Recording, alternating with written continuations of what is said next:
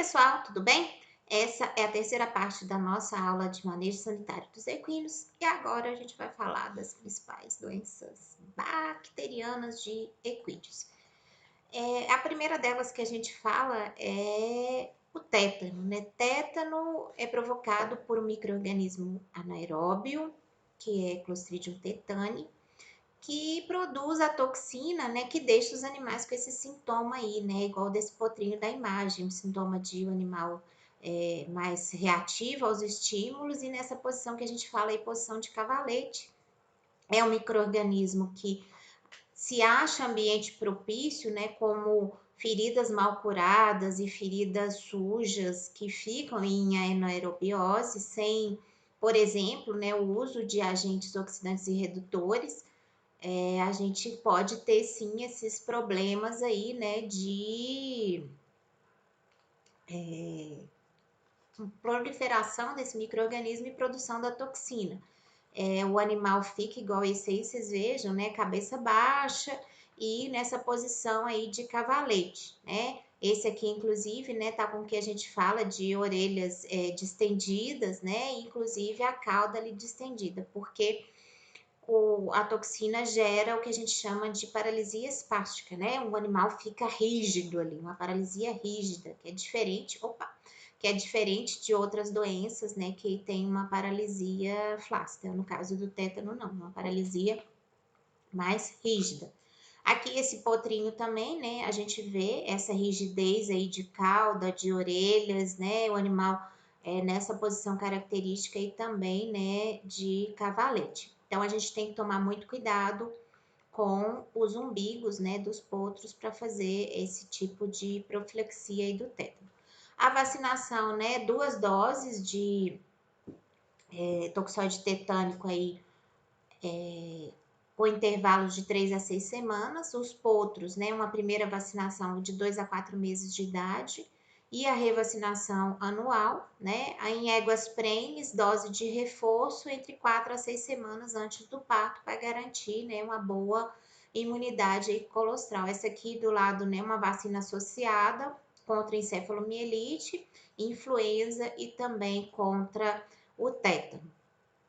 A profilaxia imediata do tétano, né, a gente pode fazer com soro antitetânico, aqui tem imagem de um dos disponíveis aí no mercado, né, soro antitetânico liofilizado, em que a gente, né, dilui e já reconstitui e aplica, né. Esse soro aí, segundo, né, os fabricantes, possui imunidade transitória, né, promove a imunidade transitória do indivíduo entre 10 a 14 dias depois da aplicação, até 10 a 14 dias. Porque no soro, pessoal, é outra coisa importante da gente frisar aqui. A gente fala assim, muito assim, soro fisiológico. Na verdade, não é soro. Soro é o que contém anticorpos. Então, assim, de tétano é soro antitetânico. Por quê? É um anticorpo purificado lá, liofilizado, produzido em outro animal, para que a gente faça a proteção de um animal, por exemplo, igual tá nessa imagem aí, né? Um animal que vai sofrer uma cirurgia, castração, por exemplo, e feridas, né, nesses animais com histórico vacinal desconhecido. Então, a gente usa o soro antitetânico aplicado no local do animal e a vacina antitetânica simultaneamente aplicada em outro local do animal. Isso para quê? Para que o soro dê aquela imunidade inicial ali de 10 a 14 dias, e aí quando a imunidade do soro já estiver caindo, a imunidade da vacina já está começando a fazer efeito ali no animal e a gente já tem a título de anticorpos. Então, animais com histórico de vacinação desconhecida, né, que vão sofrer castração ou que sofreram, né, feridas, é muito comum os traumas mecânicos aí no equino, nós vamos sim fazer soro, né, e vacina junto nesses animais. Outra doença importante aí, né, na criação de equinos é a estreptococose, garrotilho, né, agudo ou subagudo provocado por Streptococcus equi, né, que acomete animais de todas as idades, mas é mais comum nos menores de 2 anos. Geralmente os surtos se espalham rapidamente em instalações superlotadas, né?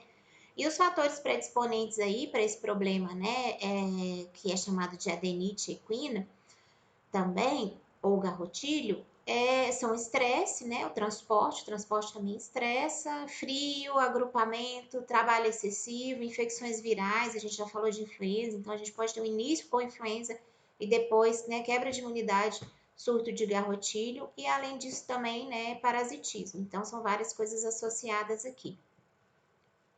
Eu repeti esse aqui e nós vamos ver, né, que nós temos aqui, né, sintomas de garrotilho, que é esse corrimento, ó, bem maior e mais purulento, que é o caso do que o que seria no caso de uma gripe, mas pode começar com uma gripe e evoluir para essa secreção purulenta nasal aí, que pode ser sim estreptococcus.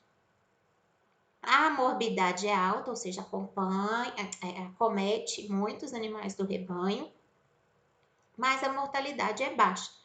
E a maioria, né, adquire imunidade quando entra em contato com a gente e adoece.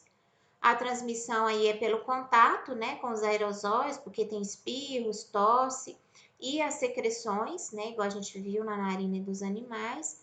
E o contato indireto, né, é o contato direto com os animais e o contato indireto, os tratadores, os fontes, equipamentos, utensílios, coxos, bebedouros. Aqui são sintomas, né, dessa adenite. Adenite é a inflamação dos linfonodos, né, linfonodos. E a gente tem linfonodos importantes aí nessa região submandibular, né, igual eu marquei nesses dois potros aí que vocês podem observar. A prevenção do Streptococcus, né, o isolamento dos já doentes, a limpeza, desinfecção dos utensílios, né, quarentena dos animais recém-chegados e a vacinação, né, a cada 6 meses nós temos aí um dos exemplos das vacinas aí disponíveis, né, no mercado aí para a gente poder trabalhar. Aqui são, infelizmente, né, resultados de adenites equinas aí, vocês vejam, né, ali na região de inserção do pescoço ali, bem próximo da garganta do animal, nesse outro animal aqui da direita, né, e acima, logo abaixo ali, submandibular mesmo. E aqui na imagem de baixo, né, a prevenção que é com a vacinação aí desses animais. Na imagem seguinte, vocês veem aí um potrinho bem novinho, né, com essa inflamação aí na região aí da garganta, ó, inserção do pescoço aqui, né, com junção, né, do pescoço com a cabeça e esses linfonodos aí bem aumentados. A progressão disso, né, pessoal, é para isso aí vir fistular, né, que a gente fala, rompendo esses abscessos aí submandibulares, ó, que o tecido de granulação vai acontecer aqui no equino, é um problema às vezes no equino excesso de tecido de granulação, né? Mas isso aí acaba recuperando no animal. Né? Mas até recuperar, vocês vejam aí, né, a condição, né, desse animal aí. Para se alimentar é difícil, para os animais mais jovenzinhos, né, que a gente tem essa doença, é difícil para amamentação, então a gente precisa trabalhar com prevenção aí de garrotilho. Outra doença importante, né, é a salmonelose, diarreia do cio do potro. Eu vou colocar para vocês aí, para os que tiverem mais interesse, uma revisão só de doenças dos neonatos. A disciplina tem uma carga horária apertada para tudo, né, que a gente gostaria de falar aqui em equidicultura, principalmente eu que gosto muito do que eu estou falando. Então, eu vou deixar para vocês lá nas leituras suplementares, né, um texto, ele está em espanhol, mas é facinho de ler, tá? Se não me engano, chama Enfermedades de los Potros. E deixei também lá nos materiais, né, do Microsoft Teams um livro também em espanhol, Enfermidades dos Equinos, que tem muita coisa legal lá, né? Vocês podem guardar aí, vai que precisa em algum momento da vida profissional de vocês. Diarreia do potro, né, chamada aquela diarreia do cio do potro. O cio do potro pode acontecer, igual a gente já falou lá nas aulas de reprodução, né, de 4 a 14 dias após o parto, né, o primeiro cio ali pós-parto, que a gente tenta aproveitar, apesar da literatura ser controversa, todo mundo tenta aproveitar esse cio para emprenhar a égua e ter, né, um produto por ano ali daquele animal. O que a gente pretende, né, para prevenir essa diarreia do cio do potro, que acontece ali em torno de 7 a 14 dias, né, geralmente a época que a mãe está sendo coberta.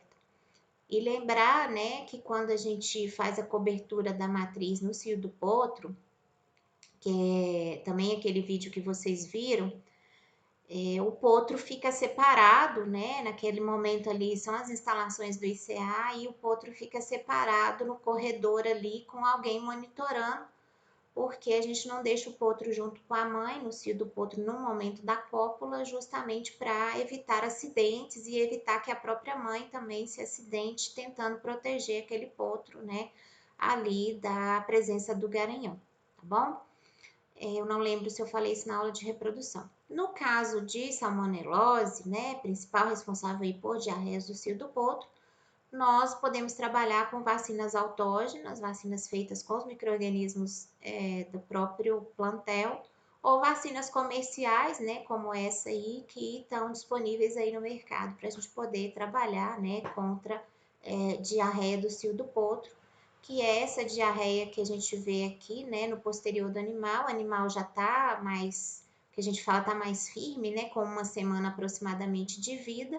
E aí a gente tem, né, essa diarreia bem amarelada aí, né, porque a alimentação dele é de leite, né, que às vezes mesmo até começa a ferir, né, a região ali de abaixo da cauda, inserção da cauda e a região ali de períneo do animal. Então a gente precisa, né, fazer a higienização adequada desse local aí. Outra bactéria importante, outra doença bacteriana importante aqui dos equinos é mormo, né? Mormo, se não me engano, em 2016, né, houve alguns casos que foram diagnosticados aqui no norte de Minas. Era uma doença antiga, que quase muita gente não falava sobre ela mais, mas aí, em 2016, né, houve esse, vamos dizer assim, essa reemergência das doenças. As doenças acontecem, pessoal, epidemiologicamente em ciclos, né? Então, de tempos em tempos, a gente tem reemergência da doença, igualzinho agora, né, nos seres humanos. Além do coronavírus, nós tivemos, né, recentemente a reemergência de sarampo, né, justamente porque muitas pessoas deixaram de se vacinar e de vacinar as crianças, né, contra sarampo aí, então a doença volta, se a gente não tiver esses cuidados, né. Então, mormo é uma zoonose, então é perigoso, não há vacina, são poucos os antimicrobianos que funcionam contra mormo, né. E a disseminação acontece, né, por forragens e utensílios, principalmente coxos e bebedouros comunitários, contaminados por secreção nasal. Isso aqui no Nordeste, né, era comum antigamente, né, esses bebedouros coletivos aqui, que o intuito era muito louvável, né, matar a sede dos animais de carroça que eram transportados aí transportados não, que faziam trabalhos aí nas cidades, né, mas que esses bebedouros aí eram fontes de contaminação para mormo. Então, a doença aí, inclusive, fala, né, que serão desativados para evitar a doença de cavalos, que é o mormo, né, que tem surtos no Nordeste também, né, dessa doença aí. Aqui nós temos sintomas, né, de mormo, pulei sintomas de mormo, né, essa inflamação aí dos linfonodos, tá, do animal e, né, essas características aqui que esses linfonodos vêm, né, fistulam, formam abscessos, né, e fistulam aqui, secreção nasal no animal, muita secreção. E esse aqui, né, de 2013, né, uma notícia aí, né, um caso de mormo em 2013 obrigou mais de 1.500 animais a ficarem no parque em quarentena, né,